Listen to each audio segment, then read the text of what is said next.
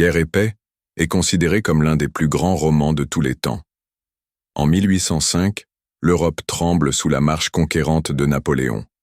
Les canons tonnent à Austerlitz et à Borodino, symboles de la brutalité guerrière qui redessine les frontières et les destins.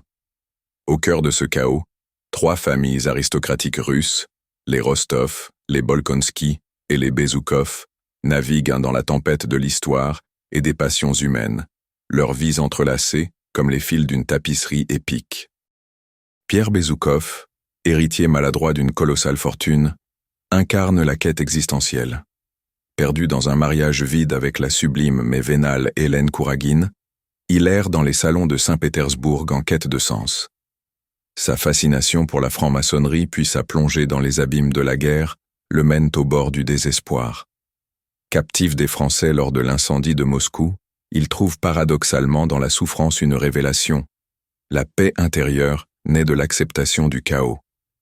Sa transformation, de l'idéalisme naïf à une sagesse humble, est l'un des piliers philosophiques du roman. Le prince André Bolkonski, officier brillant mais désabusé, voit ses rêves de gloire s'effondrer à Austerlitz. La mort de sa femme Lise le plonge dans une mélancolie cynique.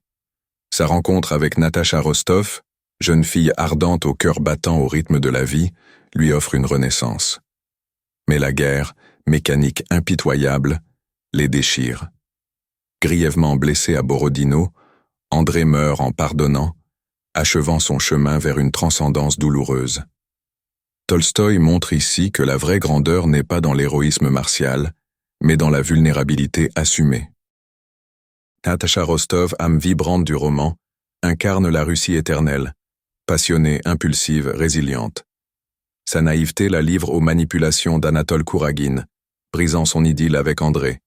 Trahie, humiliée, elle puise dans ses blessures une force insoupçonnée. Sa métamorphose, de l'insouciance adolescente à la maturité d'une femme qui reconstruit sa vie, révèle le génie de Tolstoï. Le courage se forge dans l'épreuve intime, pas sur les champs de bataille.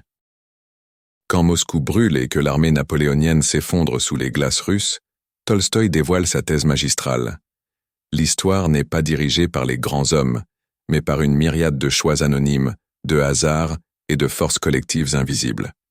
Le peuple russe résiste par son obstination silencieuse, sa foi orthodoxe et son attachement viscéral à la terre. Les batailles, décrites avec un réalisme clinique, ne sont que la surface. Le vrai drame se joue dans les consciences. Une symphonie littéraire. Guerre et paix transcendent le roman traditionnel. C'est une épopée historique de 580 personnages où la grande histoire croise les destins individuels. Un traité philosophique sur le libre arbitre, la fatalité et la recherche du bonheur. Une méditation spirituelle inspirée par la crise existentielle de Tolstoï, qui rejette les illusions matérialistes. Un poème lyrique célébrant la neige de Moscou, les balles étincelants, les champs de bataille hallucinés, et la beauté fragile d'une vie simple. Cette œuvre est immortelle parce qu'elle capture l'essence même de la condition humaine. Tolstoï y démontre que 1. La guerre est un non-sens absurde, tandis que la paix est dans l'amour du quotidien, symbolisé par la scène finale de Natacha et Pierre, unis dans une existence domestique. 2. La liberté réside dans l'acceptation de notre imperfection. 3. Le sens de la vie émerge non des triomphes éclatants, mais des petites batailles intérieures. Comme l'écrit Tolstoï, le plus important, c'est de vivre. Vivre aujourd'hui et demain, jusqu'à la mort. La victoire ultime n'est ni militaire ni politique. C'est la conquête de sa propre humanité. Voilà pourquoi, 160 ans après sa parution, Guerre et paix reste un phare de la littérature mondiale, une cathédrale de mots où chaque lecteur retrouve l'écho de ses combats secrets.